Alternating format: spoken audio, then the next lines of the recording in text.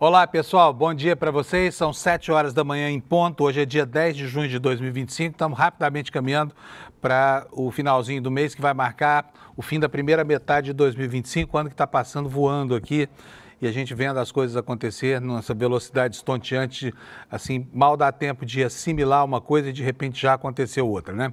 E o mundo está em polvorosa. Nós tivemos ontem aqui no Brasil um dia extremamente movimentado pelos depoimentos dos réus do núcleo 1, o núcleo primordial, o núcleo essencial da trama golpista, onde estão lá abrigados aqueles que tentavam coordenar essa empreitada para dilapidar a democracia brasileira, né?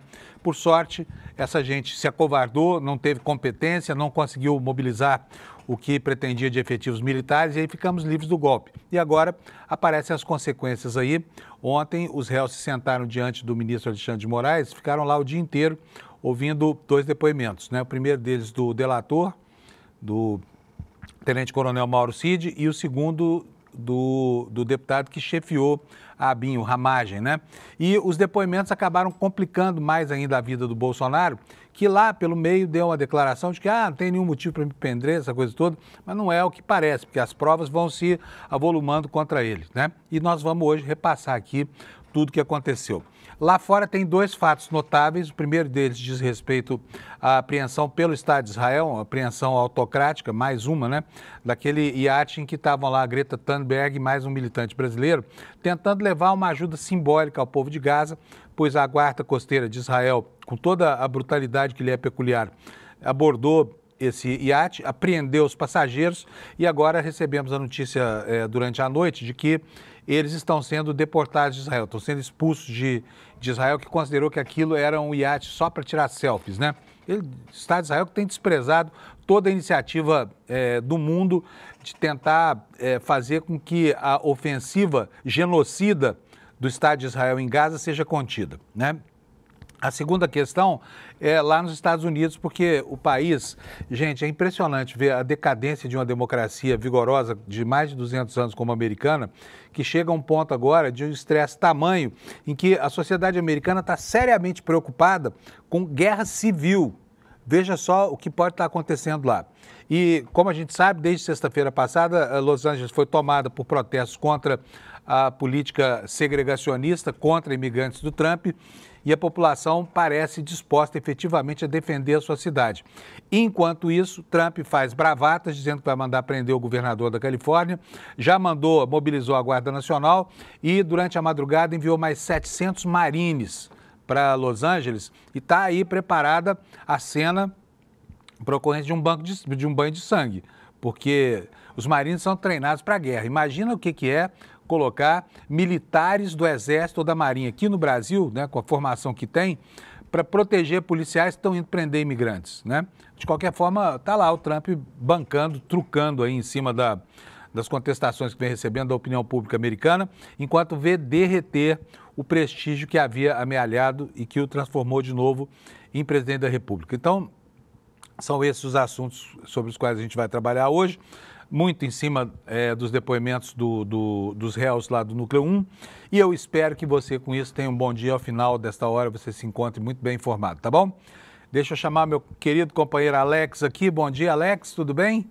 Bom dia, Panunzio, bom dia, chat, como vocês estão, Panunzio? Estamos bem, Alex, estamos muito bem. Perfeito. E você? Tô hoje ótimo temos nesse seleção brasileira, né, Alex? Não, o jogo vai ser hoje, 9h35, contra o Paraguai, Panunzio.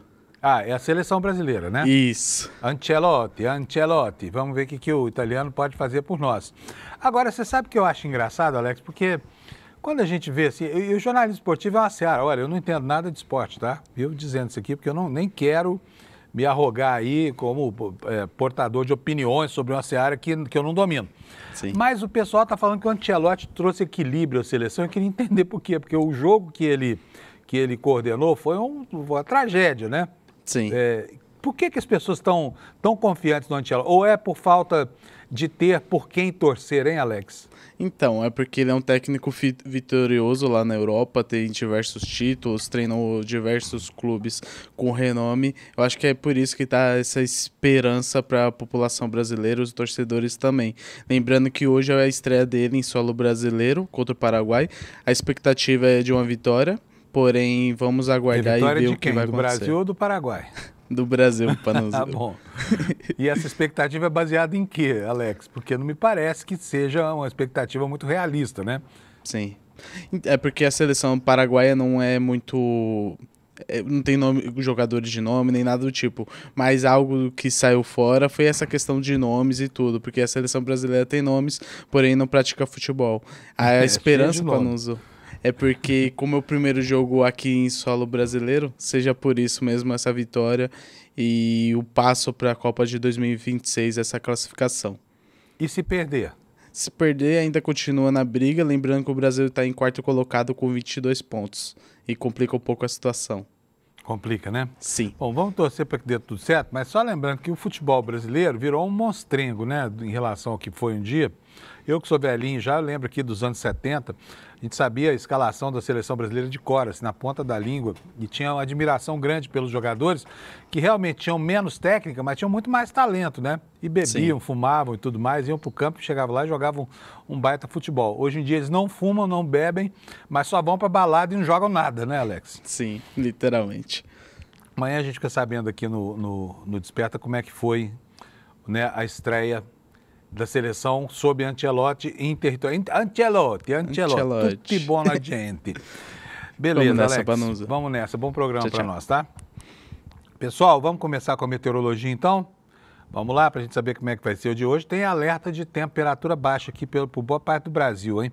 Começando aqui por cima, pelo norte, lá, né, do oeste, noroeste do Pará, norte do Amazonas, aqui um alertazinho aqui de chuvas intensas, uma região que está propensa a isso, mas tem outra aqui entre Sergipe e Alagoas, acumulado de chuvas lá, o terreno muito hidratado.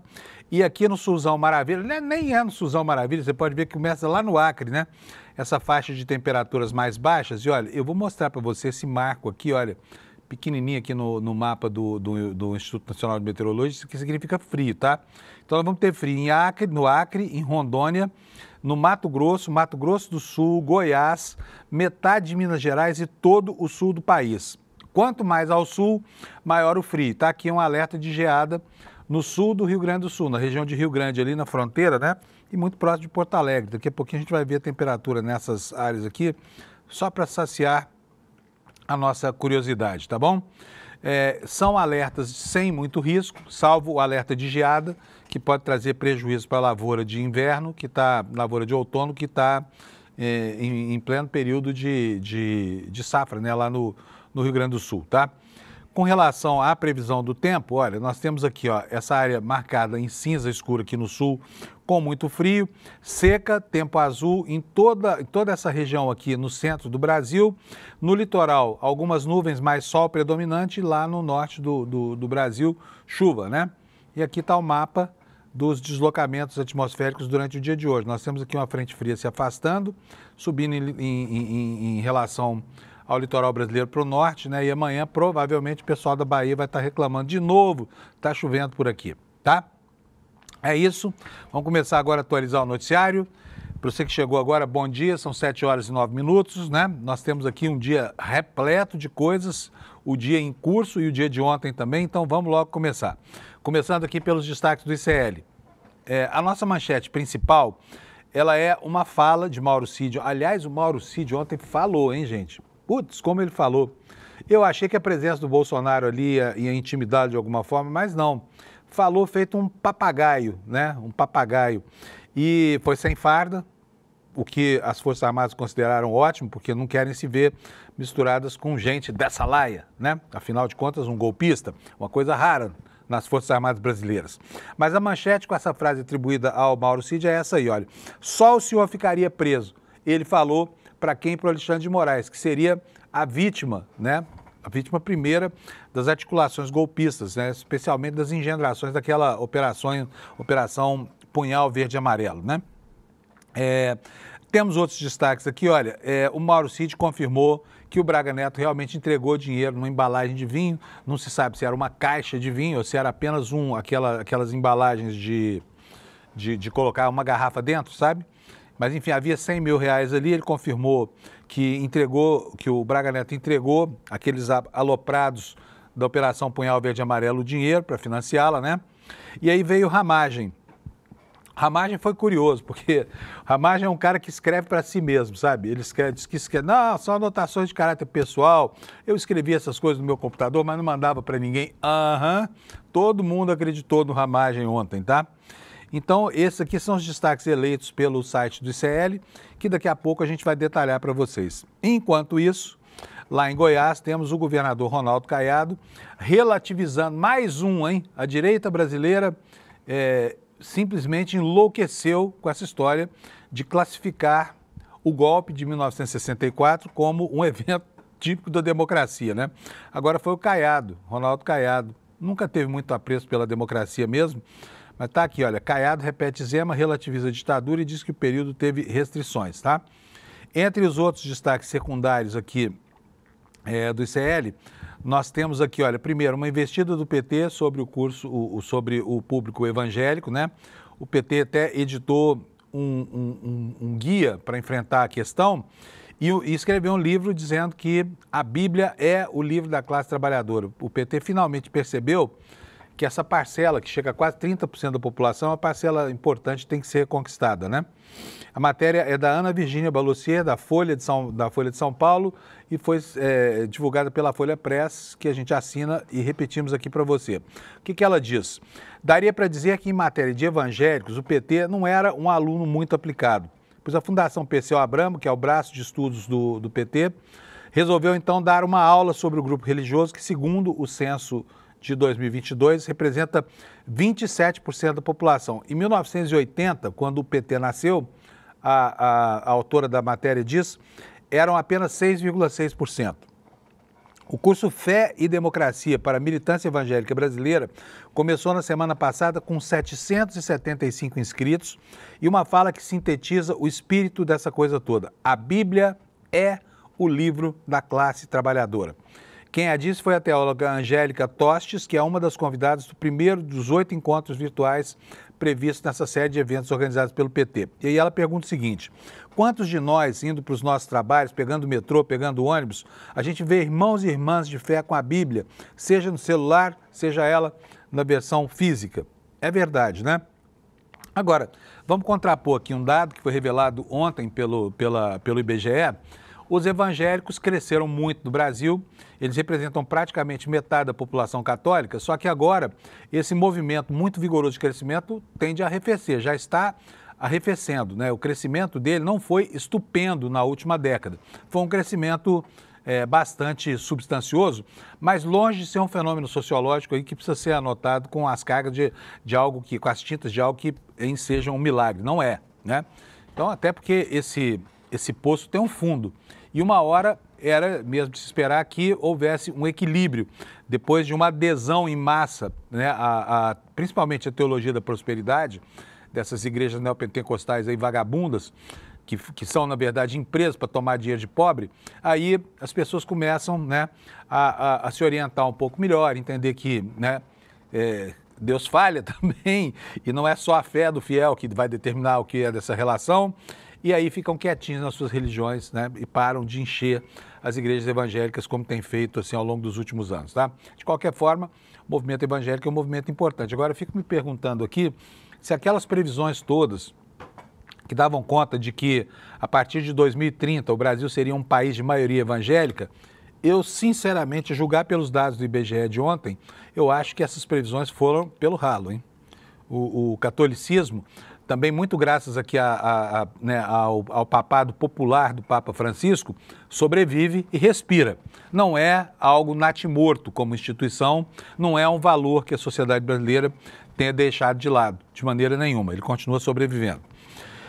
Bom, vamos passar aqui então a detalhar esses destaques, né? Primeiro começando aqui com o que disse Mauro Cid ao Alexandre de Moraes. Aliás, já são 7h14.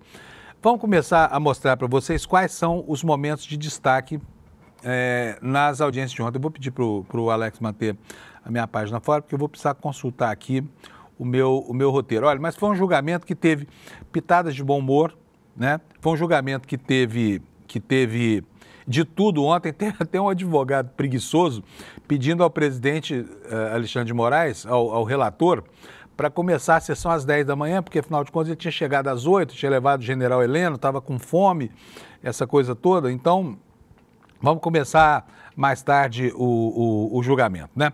Mas vamos começar ouvindo aqui, o Alex vai colocar para a gente, o que o Mauro Cid falou sobre o papel que ele mesmo desempenhava nessa articulação toda. É óbvio que, a despeito de ter feito aí uma delação muito severa, né, uma delação muito séria, que vai comprometer seriamente tanto Braga Neto quanto Bolsonaro, ele definiu o papel dele e disse, para começar, que ele era uma espécie de para-raio dos desabafos lá, ele com o celular dele. Todo mundo procurava ele para saber o que se passava lá na cozinha do Palácio do Planalto, onde se tramava o golpe do Bolsonaro. Vamos começar então por essa parte, Alex? Roda para nós, por favor, o VT. Inicialmente, gostaria de explicar, ministro, que nesse momento, né, até pela minha função de ajudante de ordens, né, e isso pode ser comprovado pela quantidade de mensagens, de volume de mensagens que foram apreendidos e tem no meu celular era um local de desabafos, de pedidos, de questionamentos, de todo tipo, né, e como da mesma forma o que acontecia dentro do Palácio do Alvorada era um reflexo do que acontecia em todos os, digamos assim, grupos de WhatsApp e discussões de pessoas, né, apoiadores do Bolsonaro, alguma coisa assim. Pois é uma espécie de para-raio, né? Todo golpista ligava para ele para saber como é que estava a situação lá nesse depoimento, né? Vamos continuar aqui com outros trechinhos desse depoimento. Um dos fatos mais importantes a serem esclarecidos durante esse julgamento será o financiamento daquele grupo de doidivanas, de malucos, né? De aloprados, que se auto-intitulou Operação Punhal Verde e Amarelo, que tinha como objetivo monitorar autoridades em primeiro lugar, depois sequestrar autoridades, caso do ministro Alexandre de Moraes, e até a eliminação física por envenenamento ou com o uso de armas letais, como a gente viu ao longo desse processo.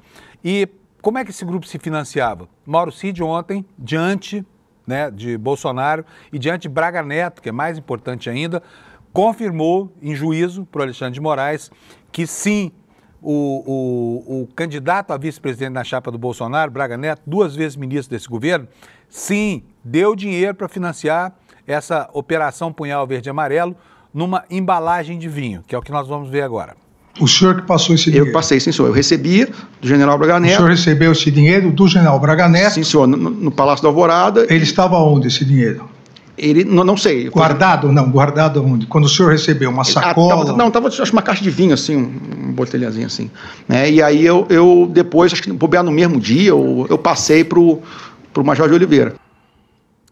Bom, olha, outra coisa, o grupo não era um grupo monolítico, tá? Porque havia muita gente que era a ala mais radical do golpe, que ficava o tempo todo pressionando Bolsonaro e Companhia Limitada, os comandantes militares, para que aderissem logo ao golpe, para que pudesse ser deflagrada a operação que visava fazer com que o Bolsonaro permanecesse no poder, né, e a posse de Lula virasse uma miragem lá no final das contas, né? Mas ele, Mauro Cid, contou que ele também muitas vezes era pressionado por esses grupos, que é o que a gente vai ver agora. Por favor, Alex. E aí ele falou, não, estou precisando de dinheiro, estou precisando de recurso para alguma coisa. Quem disse isso? O Major de Oliveira. Precisando de dinheiro e recurso. Isso. Até inicialmente eu brinquei com ele, 100 mil, até conhecendo ele, era bem, um amigo bem chistoso, assim, né, bem brincalhão. E aí eu vi, não, que realmente eles queriam trazer, parecia que queriam trazer pessoas do Rio de Janeiro, né, alguma coisa assim. Bom, amigo chistoso, né? Imagina. Mas quem financiou? Quem foi que pagou essa conta? Quem é que estava por trás disso? Esse é o grande X de uma questão que permanece em aberto. Aliás, esse julgamento tem muitas coisas que permanecem em aberto. Por exemplo, uma delas, né, é a ausência do presidente do PL, o Valdemar da Costa Neto, no banco dos réus, porque ele teve uma participação absolutamente importante e se livrou misteriosamente. Não entendo por que Braga Neto não está ali sentado ao lado de Bolsonaro, general Heleno, porque a responsabilidade dele é gigante. Né? Foi o PL, o partido dele, quem patrocinou aquela patuscada toda daquele memorial da fraude, né?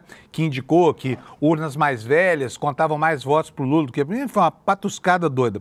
Mas com relação especificamente a essa operação de financiar o punhal verde e amarelo, quem foi que financiou? Quem foi que financiou? E a resposta, mais uma vez, foi genérica, foi o agronegócio. Vamos ver. O senhor sabe de onde veio esse dinheiro? Não, senhor. Oh.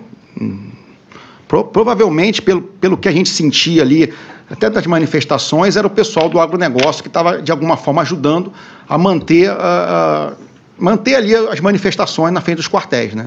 Então, na minha concepção, naquele primeiro momento, essa foi a minha ideia principal.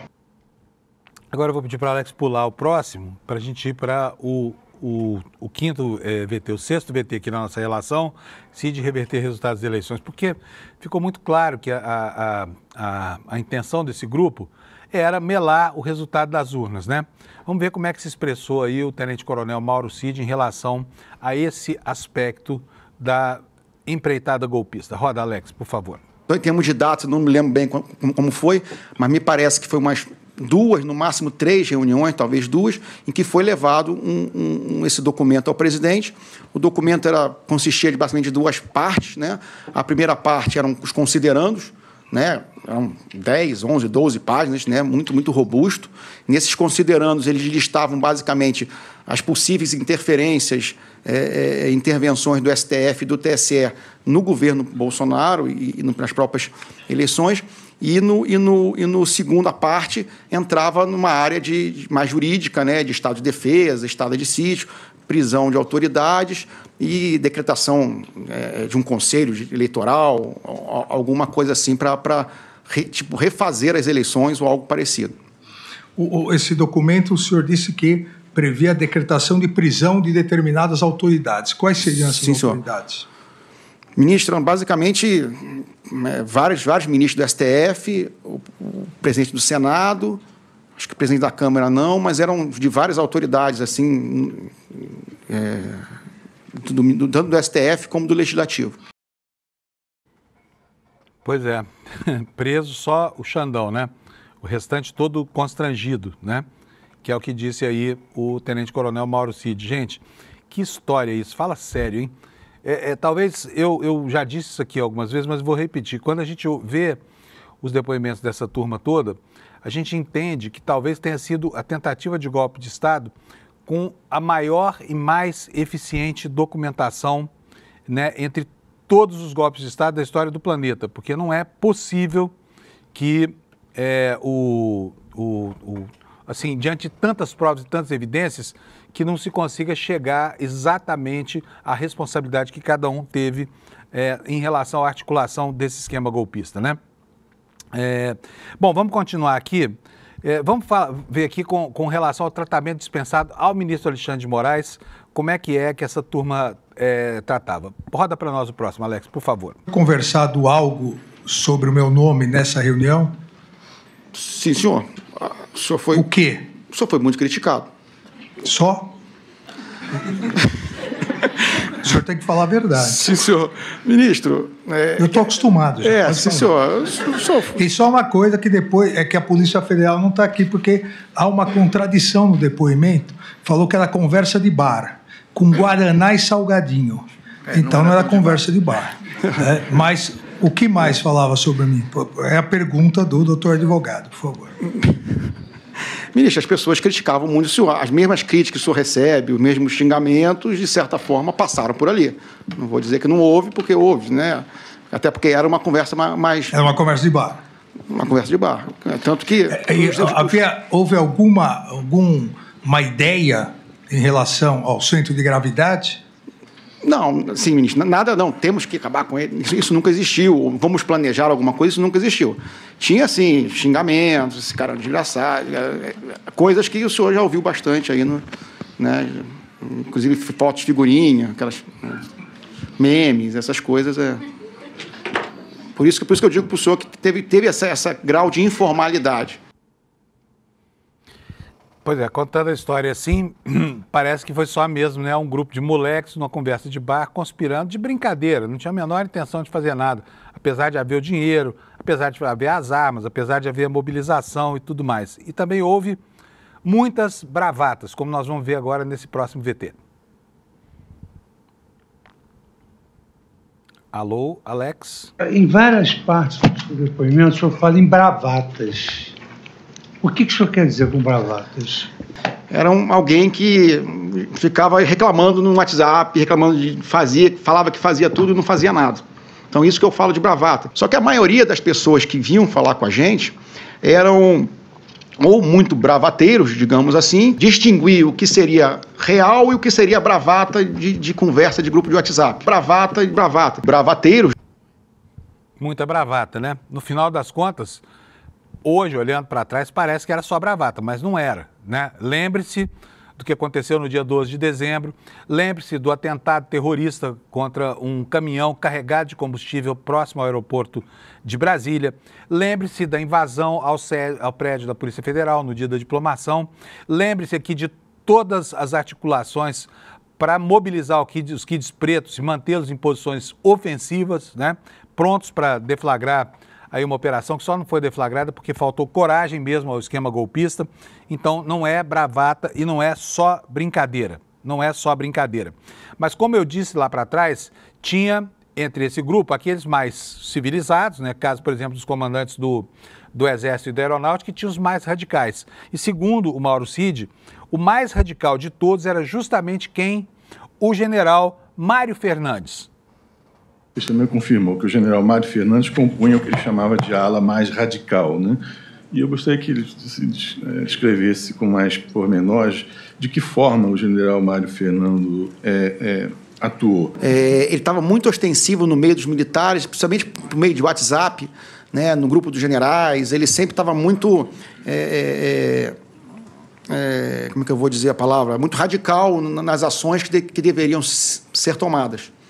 Então, isso até todos os grupos de WhatsApp militares, né, a gente estava acompanhando por causa disso, porque ele escrevia texto, falava de general, achava que tinha que fazer alguma coisa, estava sempre querendo falar com o general Frei Gomes, querendo falar com o general Arruda. Assim, a grande pressão sempre foi para o presidente assinar um decreto, né, e formas para pressionar tanto o comandante do presidente para assinar e para os generais aceitarem esse decreto, ou os generais, principalmente os 4 estrelas do alto comando, concordarem ou apoiarem o presidente numa ação. Pois é. Só para a gente não pensar aqui, nossa, mas realmente foi uma história boba, né? Uma coisa de amigos mesmo que conspirando. Eles estavam falando de coisas agradáveis, né? Conversa de bar. Não era nada disso, mas é o que os advogados e inclusive os depoentes, inclusive o Mauro Cid, quer fazer crer no dia de hoje. Mas é uma história tão inverossímil, né? Essa de que nada teria consequência, que era uma coisa boba. Vamos voltar aqui ao episódio polêmico aqui, que é a história do dinheiro na caixa de vinho do agronegócio. Vamos ver mais uma vez esse trechinho. Bota para nós, por favor, Alex. O general Braga Neto trouxe, né, uma quantia em dinheiro, que eu também não sei precisar quanto foi, mas com certeza não foi os 100 mil, porque até pelo volume não era tanto, né, devia ser um... Então, que foi passado para o Major de Oliveira, no próprio Alvorada. O senhor que passou esse dinheiro? Eu passei, sim, senhor. Eu recebi do general Braga Neto. O senhor recebeu esse dinheiro do general Braga Neto? Sim, senhor, no Palácio da Alvorada. Ele estava onde, esse dinheiro? Ele, não sei. Guardado? Não, guardado onde? Quando o senhor recebeu uma sacola? Estava acho uma caixa de vinho, assim, um botelhazinho assim. Né? E aí eu depois, acho que bobear no mesmo dia, eu passei para o Major de Oliveira. O senhor sabe de onde veio esse dinheiro? Não, senhor. Oh. Provavelmente, pelo que a gente sentia ali, até das manifestações, era o pessoal do agronegócio que estava, de alguma forma, ajudando a manter ali as manifestações na frente dos quartéis, né? Então, na minha concepção, naquele primeiro momento, essa foi a minha ideia principal. Alex, agora eu queria que você prestasse atenção. Nós vamos colocar 2 VTs em sequência aí, porque são muitos trechos, né?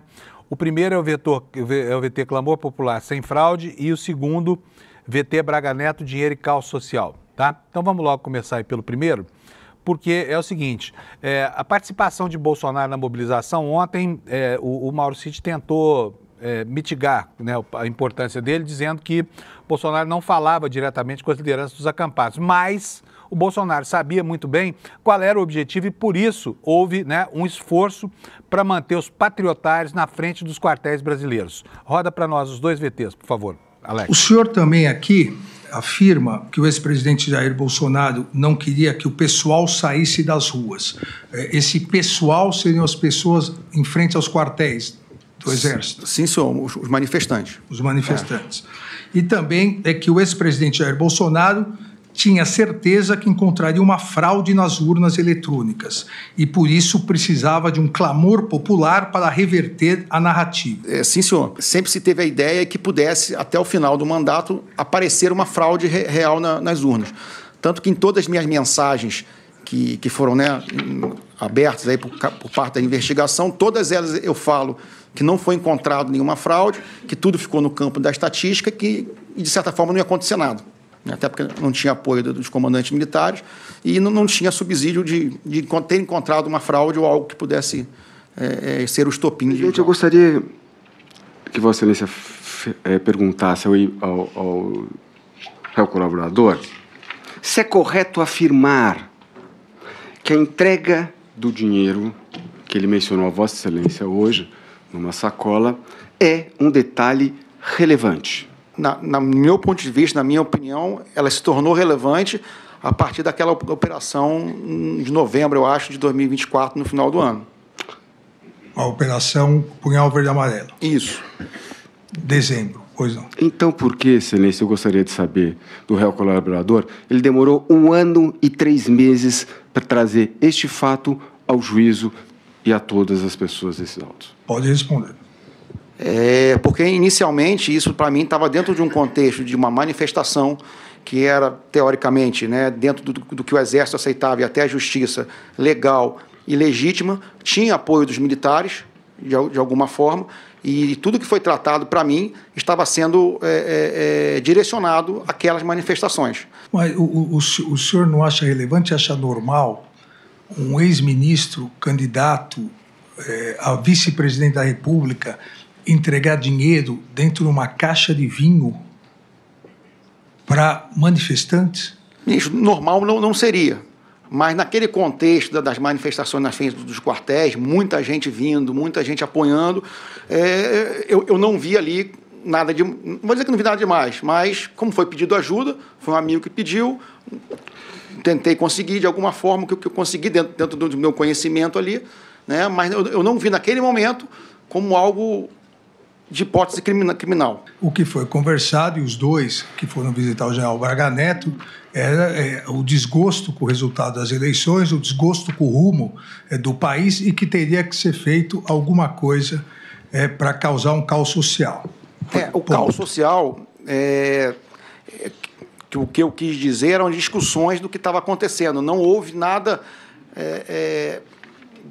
como é que eu vou dizer? A palavra caos social que eu usei era o que estava falando, caminhoneiros, traz gente para manifestação, uma manifestação na frente dos quartéis. Então, era esse tipo de mobilização com as pessoas que estavam ali na manifestação. Muito bom. É isso aí, caos social. É o que se pretendia. Caos social, a intervenção, uma GLO, a prisão dos ministros do Supremo, e Bolsonaro teria se transformado num ditador clássico. Felizmente não aconteceu, porque, eu repito, faltou, primeiro, competência, segundo, faltou hombridade, que é algo escasso no reino do bolsonarismo, né? E, portanto, o projeto de gerar caos social até que funcionou, né? E algumas vezes ele desafiou as autoridades brasileiras. Foi o que aconteceu no dia 12 de dezembro e foi o que aconteceu depois no dia 8 de janeiro, quase um mês depois. Outro ponto fulcral, outro ponto importante dessa história toda é a redação da tal minuta golpista que foi encontrada na casa do Anderson Torres. Parecia um papelucho, depois ela foi ganhando importância até que se transformou mesmo em um elemento central dessas investigações. Por quê? Naquele documento que foi visto, revisto, alterado, enxugado, estavam cristalizadas as intenções dos golpistas, né? E as coisas que circundavam ao redor desse documento, que seriam providências tomadas no sentido de se efetivar o golpe. Por exemplo, né, o instrumento escolhido, se estado de defesa, estado de sítio, se uma simples GLO, estava tudo gravitando em torno do ordenamento jurídico proposto por essa minuta do golpe, né, que ficou conhecido como minuta do golpe. E Bolsonaro, qual foi a relação de Bolsonaro com essa minuta? Será que ele viu o documento, que ele leu? O Bolsonaro já negou até a existência disso, depois passou a admitir dizendo que estava tudo dentro das 4 linhas da Constituição. Vamos ver agora o que foi que o Mauro Cid falou sobre a relação de Bolsonaro com essa minuta, na qual ele efetivamente trabalhou, segundo o Mauro Cid. O ex-presidente Jair Bolsonaro recebeu e leu esse documento? Sim, senhor, recebeu e leu. Ele fez algumas alterações no documento? Sim, senhor, ele de certa forma enxugou o documento, né? Ele enxugou o documento, basicamente retirando as autoridades das prisões, né? Somente o senhor ficaria como preso. Eu não estava na sala no momento que foi feito as alterações. Depois, quando ele saiu, que ele sentou do meu lado ali, que é ali que eu vi o documento. Ele estava no papel. Perdão? O Felipe Martins. Certo. Né, que aí já estava com as correções, ele estava com o computador para fazer essas alterações solicitadas pelo presidente. Aí a gente começa a entender exatamente que papel cabia aqui a cada uma dessas pessoas, né? E esse Felipe Martins é o demônio. Vocês podem ver que onde tem coisa errada, tá esse sujeito aí, vocês sabem, ele já declinou a sua convicção, né, segregacionista, foi aquele sujeito que fez o símbolo do White Power em plena audiência no Congresso, atrás do presidente do Congresso, se exibindo lá, né, como um sujeito mesmo, um sujeito exibicionista lá, para o seu grupo de segregacionistas. Enfim, onde tinha alguma coisa errada, estava lá esse Felipe Martins. Quem é Felipe Martins? Não é nada, não é ninguém, é um ser qualquer aí que Bolsonaro tirou lá do seu reino de Hades particular e transformou na alma penada a emular aí, né, o espírito do caos para que o Bolsonaro consolidasse a sua chegada ao poder. Agora, vamos passar para outros trechos aqui. Outro trecho muito importante, Operação Punhal Verde e Amarelo. Existiu mesmo? Não existiu? Qual era a pretensão? O que ia acontecer a partir da deflagração daquilo que estava consubstanciado também em documentos e que foi até financiado pelo Braga Neto? Vamos ver o que o Mauro Cid falou sobre a Operação Punhal Verde e Amarelo. O senhor tomou conhecimento do planejamento da ação, da Operação Punhal Verde e Amarelo? Não, senhor. Quando que o senhor ficou sabendo dela? Eu fiquei sabendo pela imprensa, no dia da prisão dos militares. Inclusive, meu nome nem constava naquele gabinete de crise que foi criado, né? O que seria criado. Então, o senhor não teve conhecimento em momento algum? Não, senhor. Pois é. Bom, gente, apesar da tensão que havia ali no ar, né, foi um depoimento com alguns momentos de descontração e que encontraram ali, apesar da presença de Bolsonaro, um Mauro Cid muito solícito, que é o que a gente vai ver agora, totalmente bem disposto com o Alexandre de Moraes. Olha, eu imagino, porque a sensação que eu tive a ver o Mauro Cid depondo ontem é de que ele estava aliviado de se livrar de espiar as culpas aí. Só que, curiosamente, no meio da sessão, no intervalozinho de 15 minutos que aconteceu lá, o Bolsonaro deu uma pequena declaração. E uma repórter cobrou dele, falou, ô presidente, e aí? O senhor tratava o Mauro Cid como um filho. Ele falou, peraí, eu tratava o Mauro Cid como um filho, porque ele é filho de um colega de turma, eu conheço ele desde pequeno. Mas o Bolsonaro não criticou o Mauro Cid. Na minha modesta opinião, isso implica que, apesar de tudo que foi dito, Mauro Cid talvez tenha mais se calado, para não complicar Bolsonaro, do que falado para se descomplicar, né? Vamos ver até que ponto ele foi solícito durante a audiência de ontem. Roda para nós, por favor, Alex. A maioria das pessoas que vinham falar com a gente eram ou muito bravateiros, digamos assim, né, ou querendo apoiar os acampamentos, né? E os acampamentos na frente dos quartéis, eles sempre tiveram inicialmente um apoio tácito do Exército e depois, com aquela nota que foi escrita, um apoio mais formal. Então, os militares se sentiram mais tranquilos para estar ali, né, com os apoiadores na frente dos quartéis. Então, e a minha característica como ajudante de ordens, eu sempre me considerei muito solícito, né? Eu sempre estava muito pronto a tentar ajudar alguém que pedisse, ligasse, né? Pois é, solícito para com os golpistas, solícito perante o ministro, né? De costas aí para a pessoa que ele acabava de entregar, que curiosamente não ficou chateada nem aborrecida. Uma situação muito curiosa, né? Eu me lembro quando foi o julgamento do X9 do PT, que foi o Palocci, né? Como todas as vozes ficavam indignadas com a postura de dedo duro dele com relação ao Mauro Cid, esse militar que não suportou a tortura de ser interrogado por um policial federal, né? Dentro do rito da lei e por um promotor de justiça. Esse cara era uma pessoa, digamos assim, muito pouco resistente, né? Imagina isso numa sessão de tortura, como a que essa turma defende arduamente até hoje para conseguir extrair declarações, né? Bom, gente, vamos aqui caminhando já para o final desse trecho. Uma coisa importante também é porque a responsabilidade por não ter acontecido o golpe, ela recai sobre os ombros do general, principalmente general Freire Gomes, que diz que o Exército não iria apoiar e aí o Bolsonaro não teve, digamos assim, a força moral de, junto com a Marinha, tentar aplicar o golpe, apesar de todas as ameaças, que a baixa oficialidade estava a favor, 99% da tropa queriam o golpe, mas ele se borrou lá e não fez nada disso, né? E qual é o papel que coube ao Freire Gomes? É o que nós vamos ver nesse trechinho agora do depoimento do Mauro Cid. Porque tinha-se uma pressão grande, se os generais que estavam, né, o general Freire Gomes, não fosse fazer nada, que uma alternativa seria trocar os comandantes para que o próximo comandante do Exército assinasse ou tomasse uma medida mais dura e radical, né? Então, isso estava dentro daquele contexto de pressionar os militares, né, de alguma forma, ou pressionar o presidente a assinar um decreto. Toda a pressão que estava sendo feita em cima do presidente era para que o presidente assinasse um decreto, né? Aí eu só não consigo dizer qual decreto, me parece que tem vários ali, né? Qual decreto? Ou seja, sobrava matéria-prima para a deflagração do golpe, né? Muito bem. Ô, gente, ontem teve umas passagens super engraçadas lá no depoimento, e a mais engraçada de todas aconteceu no finalzinho, foi a última fala antes da sessão ser suspensa, então isso acabou passando batido por muita gente, que desligou quando falou, a sessão está encerrada, o Alexandre de Moraes já tinha encerrado, mas não encerrou não, houve ainda ali uma parte de um advogado, do advogado do general Heleno, que queria fazer um pedido ao Alexandre de Moraes, mas é um pedido tão estranho, vou falar, ficou ele como advogado preguiçoso e tomou aí uma sabonetada do Alexandre de Moraes, porque o Alexandre de Moraes falou, o que o advogado pediu? Pelo amor de Deus, ministro, vamos começar essa sessão mais tarde amanhã, não estou aguentando, não comi nada hoje, praticamente só tomei o café da manhã.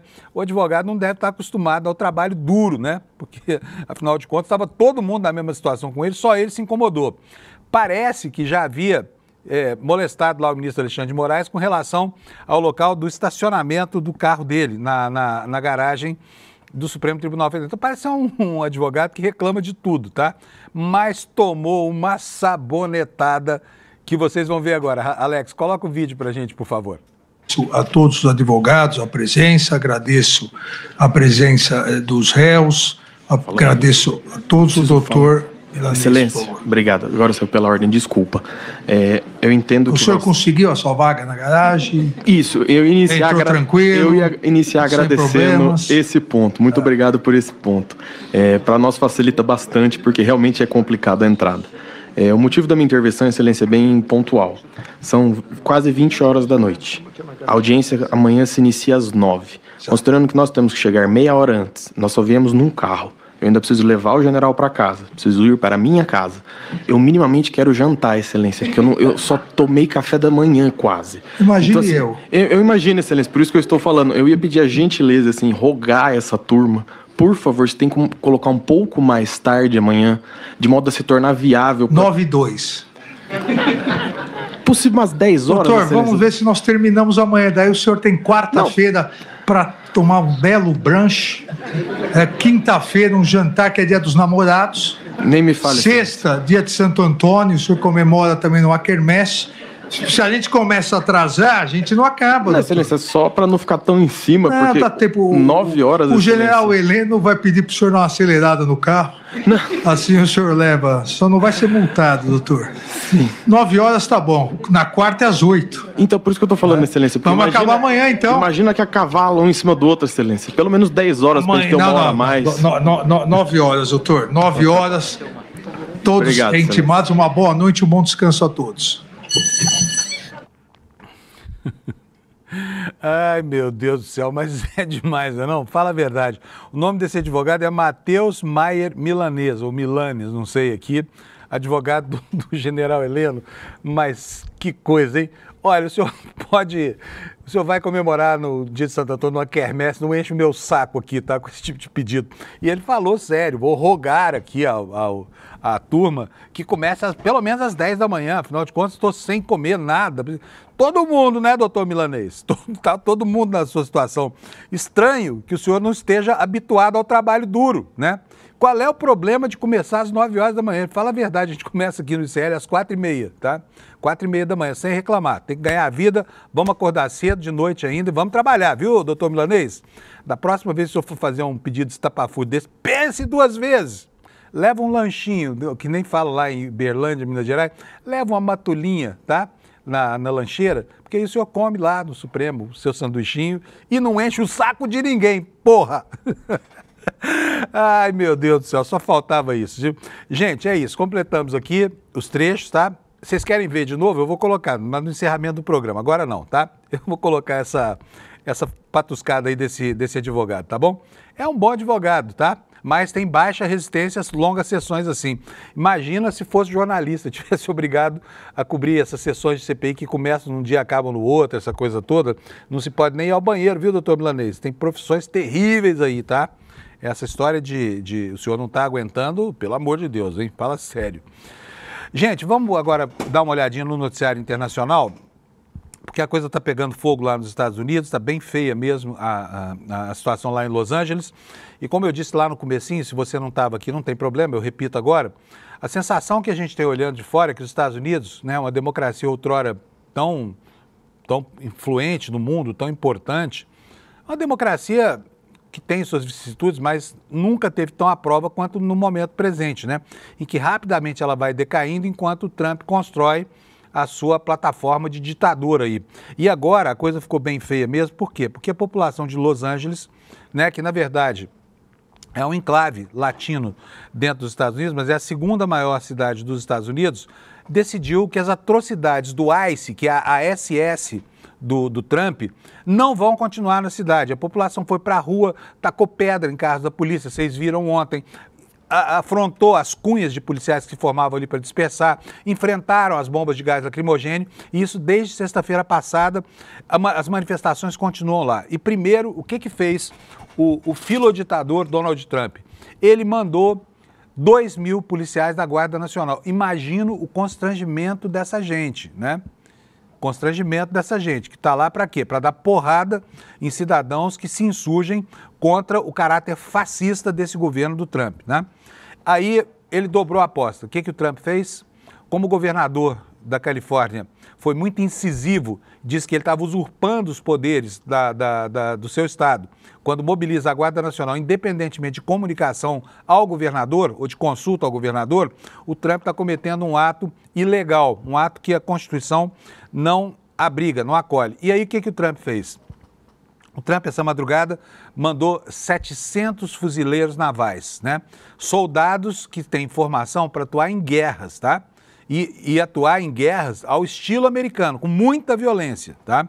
Muito bem treinados, muito bem preparados, mas agora apontando suas armas para americanos e para pessoas que pretendem defender o direito de gente que está ali tentando ganhar a vida honestamente e não bandidos, como o Trump tem reiterado por aí.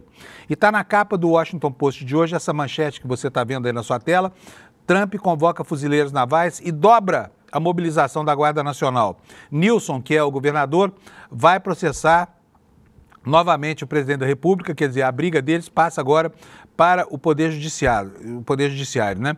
E o Washington Post, olha, está colocando aqui que até os jornalistas que estão cobrindo lá os protestos em Los Angeles estão sendo criticados, tá? Por quem? Pelas forças governamentais, tá? E muitas coisas estão acontecendo, suspensão de serviços públicos, né? E, enfim, a coisa está ficando feia lá. E o que está no horizonte, hoje, concretamente, na cabeça dos cidadãos americanos inconformados com essa situação, é que essa fragilidade institucional pode sim suscitar até uma guerra civil nos Estados Unidos, que é uma aberração, é algo que ninguém previu nos últimos 100 anos, que de repente pudesse haver um motivo que dividisse tanto, né, a população americana, que aquele clima lá de 1860 voltasse a presidir o espírito dessas relações. Mas é o que está acontecendo lá com essa mobilização armada do Trump, talvez seja a senha dele para consolidar a sua ascensão ao poder, né, de maneira completamente sem freios, né? Completamente sem freios. Então vamos começar aqui vendo essa notícia da convocação dos fuzileiros navais. O jornal de Washington, ele destaca dessa seguinte maneira: o Trump convoca fuzileiros navais, dobra destacamento da Guarda Nacional. E a matéria diz o seguinte: em uma escalada acentuada, o governo Trump dobrou o destacamento da Guarda Nacional em Los Angeles na noite de segunda, elevando o número de militares lá para 4.800, né? Cerca de 4.100 soldados da Guarda Nacional e aí agora mais os 700 fuzileiros navais que estavam numa base a 240 quilômetros do centro de Los Angeles. O governador da Califórnia, Gavin Newsom, que é democrata, pediu ao presidente Trump que revogue a ordem ilegal imediatamente e prometeu entrar com outro processo contra o governo pelo envio dos fuzileiros navais, depois que a Califórnia entrou com uma ação judicial segunda-feira devido a essa mobilização da Guarda Nacional. Os policiais manifestantes, diz a matéria aqui do Washington Post, se enfrentaram no centro da cidade enquanto as manifestações contra batidas policiais que visavam imigrantes continuavam. Moradores de Los Angeles denunciaram ações do governo Trump como um ataque aos valores fundamentais da sociedade. E aqui, olha, em uma outra reportagem, né, o jornal, que hoje seguramente talvez o jornal mais importante dos Estados Unidos, apesar de ter sido vendido para o dono da Amazon, que tentou interferir aqui, mas continua sendo um bom jornal. Olha só, o que diz aqui o Washington Post? Ele está travando uma guerra contra nós. Isso, manifestação da população de Los Angeles, tá? Enquanto Trump intensifica a tensão, os moradores de Los Angeles defendem a cidade. Vamos ver o que trata aqui a matéria. Olha, a gente vê, gente, uma coragem inaudita dos americanos que têm ido, né, às urnas para contestar essa onda fascista que está varrendo o país lá. A matéria diz o seguinte: esta já era uma cidade em alerta. Primeiro, uma série de batidas policiais da imigração provocou ondas de medo em uma das maiores comunidades de imigrantes ilegais do país e assim desencadeou protestos. Depois, o presidente Trump driblou a liderança estadual para quê? Para enviar a Guarda Nacional, gerando mais agitação que por vezes se transformou em confrontos violentos. O pressentimento só se intensificou na segunda-feira quando Trump aplaudiu a ideia de prender o governador da Califórnia, Gavin Newsom, seguido pela mobilização de centenas de fuzileiros navais da ativa para reforçar os membros da guarda que já estavam em Los Angeles. Em uma cidade que se encontra cada vez mais na mira do governo federal, a turbulência pode soar pessoal.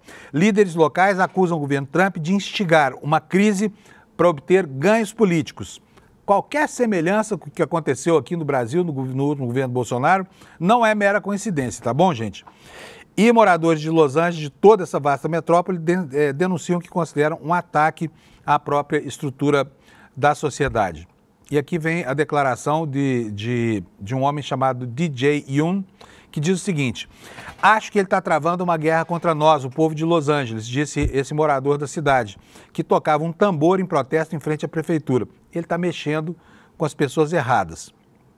Califórnia e Los Angeles, diz a matéria do Post, estão há muito tempo entre os alvos favoritos de Trump e ele as retratou com alegria, com cenários infernais dominados por democratas. Seu governo está considerando o cancelamento do financiamento federal da Califórnia uma medida sem precedentes que dizimaria o orçamento do Estado. Mas o vai e vem do fim de semana representou uma grande escalada nessa tensa relação. Nenhum presidente havia ainda acionado a Guarda Nacional de um estado sem solicitar a um governador em 60 anos.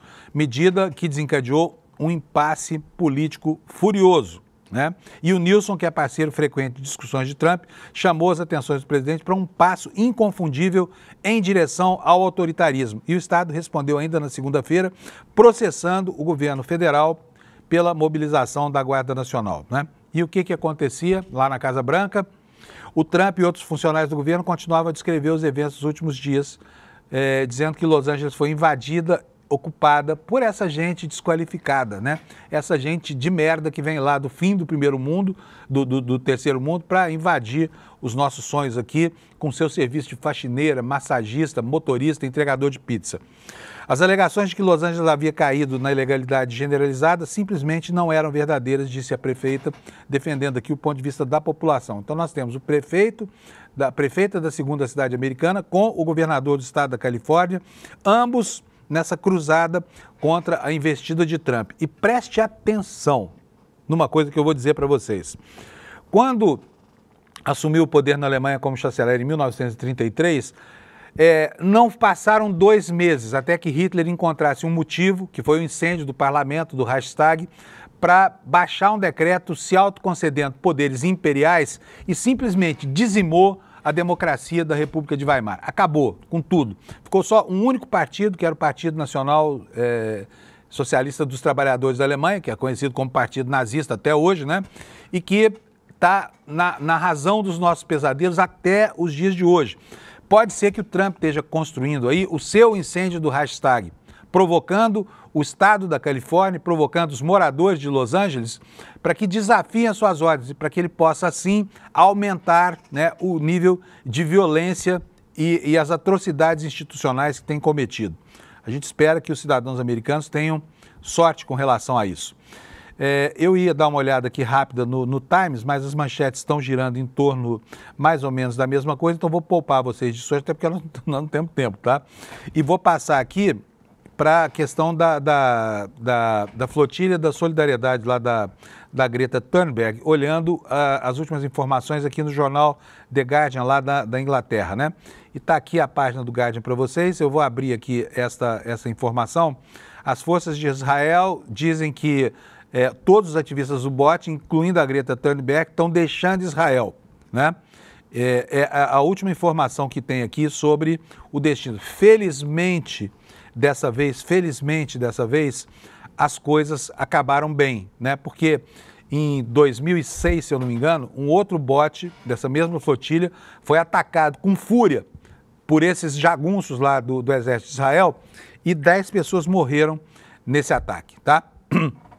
Antes de encerrar o programa, preciso dizer para vocês que daqui a pouco, às 9 horas, retoma-se lá no Supremo Tribunal Federal a sequência de depoimentos dos réus. Hoje é tudo por ordem alfabética, tá? E quem depõe primeiro hoje é o almirante Garnier, esse que está aqui, olha, na capa na foto central aqui dessa matéria do UOL, que o homem que iria apoiar o golpista Bolsonaro, só ele. Ele começa a depor agora de manhã. Esse depoimento vai ser muito interessante de ouvir, porque esse sujeito vai suar frio para tentar desdizer aquilo que tem sido dito contra ele, que ele foi, né, o braço armado do Bolsonaro. Felizmente, os tanques fumacentos não eram suficientes para assegurar a coesão da caserna. E aí acabou que não aconteceu o golpe, mas ele queria. E hoje, 9 horas da manhã, vai estar lá sentado diante do Xandão, daquele advogado preguiçosão, do general Heleno e de toda a plateia, para que a gente possa saber de fato o que coube ao almirante Garnier nessa estratégia aí para se chegar ao golpe de Estado, né? Preciso lembrar aqui que o Garnier foi símbolo, né, de paixão e adoração por parte dos patriotários em campanhas insufladas por Felipe Martins e companhia nas redes sociais que demonizavam os militares que tentavam se interpor contra a estratégia golpista do Bolsonaro, tá bom? Então, olha, o Garnier vai ser o terceiro interrogado, né, porque 2 foram ontem, Ramagem e Mauro Cid, e logo depois dele vem quem é que virá? Já confirmo para vocês, mas não é o Bolsonaro ainda. O Bolsonaro será o terceiro, tá? O terceiro do dia de hoje. Então, você aguarde, daqui a pouquinho, 9 horas da manhã, nós aqui do ICL vamos estar com a nossa equipe completa na cobertura, a Heloísa e o nosso pessoal de Brasília super mobilizados para que você possa acompanhar cada passo dos depoimentos de hoje. Pode ser, se os depoimentos correrem bem, que Bolsonaro deponha hoje, mas pode ser também que vá isso aí para amanhã, tá bom? Vamos ver aqui a nossa mensagem comercial de hoje. Alex, põe aqui no telão para mim, por favor. Olha, a Semente do Caos é uma aula magna muito legal que vai acontecer aqui com o professor João César de Castro Rocha e o Eduardo Moreira. Isso aqui vai ser no dia 15, no domingo, às 8 horas da noite. Bota aí na sua agenda, porque assim você não perde, tá? E vai ser uma aula mesmo. O professor João César é um gênio, né? E é talvez hoje a pessoa mais atenta aos movimentos da extrema-direita no Brasil.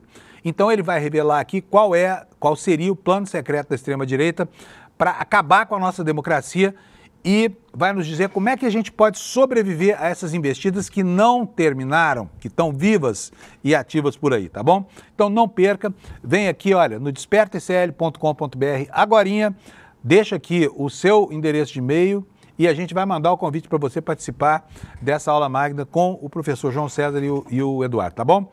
No mais, olha, um bom dia para vocês, eu vou estar aqui acompanhando junto com vocês os primeiros depoimentos de hoje e amanhã às 7 da manhã estarei aqui de volta para a gente começar o dia juntos, tá bom? Obrigado pela audiência, até amanhã. Tchau. Olá, eu acabei de gravar uma aula aqui no ICL projetando um cenário.